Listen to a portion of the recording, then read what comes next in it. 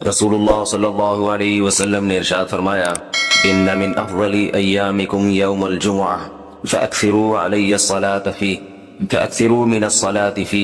फरमाया तुम्हारे दिनों में सबसे बेहतरीन दिन जुमुआ का दिन है, इसलिए इस दिन मुझ पे कसरत से दुरूद पढ़ा करो।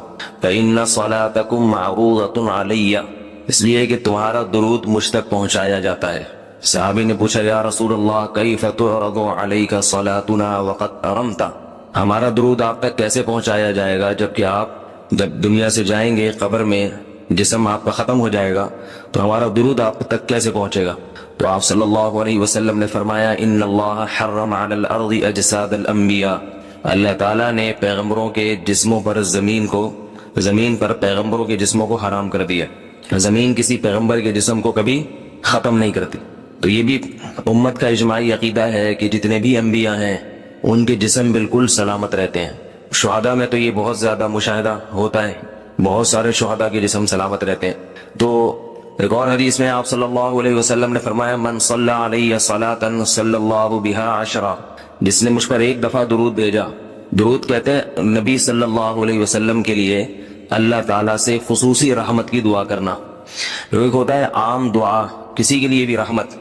सलात कहते हैं खुसूसी रहमत जो अल्लाह अपने खास बंदों पे करता है। इसलिए सलात का जो लफ्ज है ना, ये दुरूद और सलात ये पैगंबर के अलावा किसी के लिए जायज नहीं है, क्योंकि ये सलात खास किसके खासा है, ये पैगंबरों का। इसलिए हम अल्लाहुम्मा सल्ली अला मुहम्मद तो कह सकते हैं, लेकिन यूं नहीं कह सकते अल्लाहुम्मा सल्ली अला फुलान। तो वो सल्ली जो है ना, सलात, ये खास किस्म की रहमतें होती हैं जो अल्लाह पैगंबरों पर भेजते हैं। कभी कुरान में आता है उलाइका अलैहिम सलवातुम मिर रब्बिहिम व रहमा, कि जो लोग सब्र करते हैं उन पर अल्लाह की खुसूसी रहमतें भी हैं और रहमत भी है। तो पता चला सलात और रहमत में फर्क है। सलात आला किस्म की रहमतों को कहते हैं। तो आप सल्लल्लाहु अलैहि वसल्लम ने फरमाया, जिसने मेरे लिए एक मर्तबा रहमत की दुआ की, दुरूद शरीफ पढ़ा मेरे लिए, तो अल्लाह उस पर 10 रहमतें भेजते हैं। और जुमुआ का दिन ज्यादा फजीलत है दुरूद शरीफ पढ़ने की। अलबत्ता ये जो जुमुआ के दिन में हदीस मशहूर है कि 80 साल के गुनाह माफ होते हैं जुम्मा के दिन दुरूद पढ़ने से, ये हदीस सनद के लिहाज से कमजोर है। लेकिन ये जो मैंने हदीस पढ़ी कि जुम्मे का दिन सबसे बेहतर दिन है, फ़अक्सिरू अलैया मिनस सलाति फीही, लिहाजा इस दिन मुझ पे कसरत से दुरूद पढ़ा करो, ये बिल्कुल सही हदीस है। तो जुमुआ का दिन दुरूद शरीफ की इजाफी फजीलत है। आज चूंकि जुमुआ का दिन है इसलिए मैंने कहा कि इस बारे में थोड़ी सी बात करूं। एक और हदीस में आता है, रसूलुल्लाह सल्लल्लाहु अलैहि वसल्लम ने फरमाया, ला तजअलू क़ब्री ईदा व सल्लू अलैया फ़इन्न सलातकुम तबलुगुनी हैफ़ु कुंतुम, फरमाया मेरी कब्र को ईदगाह न बनाओ। जैसे मेलों की जगह होती है ना, मेले ठेले, ईद पे जब सब लोग जमा होकर खुशियां मनाते हैं, तो जैसे मज़ारों पे होता है ना, कव्वालियां हो रही हैं और ये मेले ठेले हो रहे हैं आजकल, देखा है। तो पहले जमाने में भी जब कोई नेक आदमी दुनिया से जाता था तो लोग उसकी कब्र पे धरने मार के बैठ जाते थे, और वो मुजाविर और ये सब जो हमारे यहाँ होता है। तो आप सल्लल्लाहु अलैहि वसल्लम ने मना किया कि मेरी कब्र के साथ ये कुछ मत करो, अलबत्ता मुझ पे दुरूद पढ़ा करो, और फरमाया कि तुम जहां से भी दुरूद पढ़ोगे ये मुझ तक पहुंचेगा। और हदीस में रसूलुल्लाह सल्लल्लाहु अलैहि वसल्लम ने फरमाया, मा मिन अहदिन युसल्लिमु अलैया इल्ला रद्दल्लाहु अलैया रूही फअरुद्दु अलैहि, कि जब भी कोई मुझ पर सलाम भेजता है अल्लाह मेरी रूह को मेरे जिस्म में लौटाते हैं और मैं उसके सलाम का जवाब देता हूँ। अब ये कैसे होता है, क्योंकि ये बरज़ख की जिंदगी में है, लिहाजा इसकी कैफियत में और गहराई में जाने की इजाजत नहीं है। जैसे अल्लाह बेहतर समझते हैं ये होता है, इसकी हकीकत का हमें इल्म पूरी तरह नहीं है।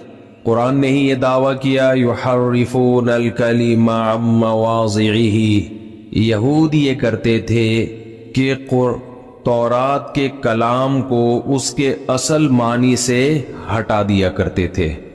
आयत का जो मफहूम था उसका वो मफहूम मुराद नहीं लेते जो अल्लाह ने लिया, अपनी तरफ से मफहूम मुराद लेकर उसमें तहरीफ कर दिया करते थे। इससे हमें ये बात मालूम हुई कि एक ऐसा शख्स जो किताबुल्लाह को जानता है वो तफसीर के नाम पे लोगों को बेवकूफ बना सकता है। पता कैसे चलेगा कि ये बेवकूफ बना रहा है या सही तफसीर कर रहा है? लोग अक्सर ये कहते हैं कि हमारे सामने जब कोई तफसीर बयान करेगा हम अपनी अकल से सोचेंगे कि ये सही कह रहा है या गलत। तो बताओ, यहूद जब तौरात में तहरीफ किया करते थे, उसकी आयतों को गलत रुख पे ले जाते थे और वो तहरीफ कामयाब भी हो जाती थी, तो अवाम بے وقوف بنتی تھی عقل استعمال کرنے کے باوجود، جبھی تو وہ تحریف ان میں پنپنے لگی تھی۔ پڑھا لکھا آدمی، اس کو اللہ نے یہ طاقت دی ہوتی ہے کہ وہ بات کو گھما سکتا ہے۔ آج بھی یہ ممکن ہے کہ کوئی قرآن مجید کی آیتوں کو غلط پیش کرے آپ کے سامنے، گھمائے ان آیتوں کو، اور آپ اس کی وجہ سے بے وقوف بن جائیں۔ تو یہ پتہ کیسے چلے گا کہ یہ صحیح بات کر رہا ہے یا غلط؟ اس کے دو طریقے ہیں۔ ایک طریقہ تو یہ کہ آپ خود سے پراپر طریقے سے قرآن کا علم حاصل کریں۔ دوسرا طریقہ یہ ہے کہ آپ یہ دیکھیں کہ بیان کرنے والا جو تفسیر پیش کر رہا ہے وہ اسلاف سے میچ کرتی ہے یا نہیں کرتی۔ کوئی ایسی رائے تو نہیں لے کر آ رہا جو اسلاف کی رائے نہیں تھی۔ یہ تو خیر درمیان میں ایک بات آ گئی ایک علمی نقطے کی، اس لیے میں نے آپ کے سامنے پیش کر دی۔ آج بیان کا میرا یہ ٹاپک ہے نہیں، جو ٹاپک ہے میں اس پر آ رہا ہوں۔ تو قرآن اصل میں یہ دعویٰ کر رہا ہے کہ موسیٰ کے زمانے میں تورات اور محمد صلی اللہ علیہ وسلم کے زمانے سے مراد نبی کا زمانہ تو قیامت تک ہے، قرآن سے پتہ چلتا ہے۔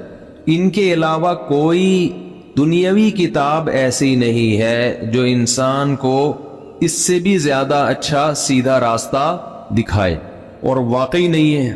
یہ بات تو میں بار بار بتاتا رہتا ہوں آپ کو۔ فزکس کی کتابوں میں فزکس کے اصول ملیں گے، میتھ کی کتابوں میں میتھ کے اصول ملیں گے، سائنس کی کتابوں میں سائنس ملے گی، لیکن آپ کو سیدھا راستہ وہ صرف کہاں ملے گا؟ قرآن میں۔ وہ کسی کتاب میں نہیں ملے گا۔ اگر ملے گا تو قرآن سے اچھا نہیں ملے گا۔ یہ قرآن کا دعویٰ ہے۔ اب ہم چونکہ قرآن کو مانتے ہیں، اس لیے ہمیں سیدھے راستے کو سمجھنے کے لیے وہ تمام باتوں کو فالو کرنا پڑے گا جو قرآن نے سیدھے راستے پہ چلنے والوں کے لیے بتائی ہیں، جو چلنا چاہتے ہیں۔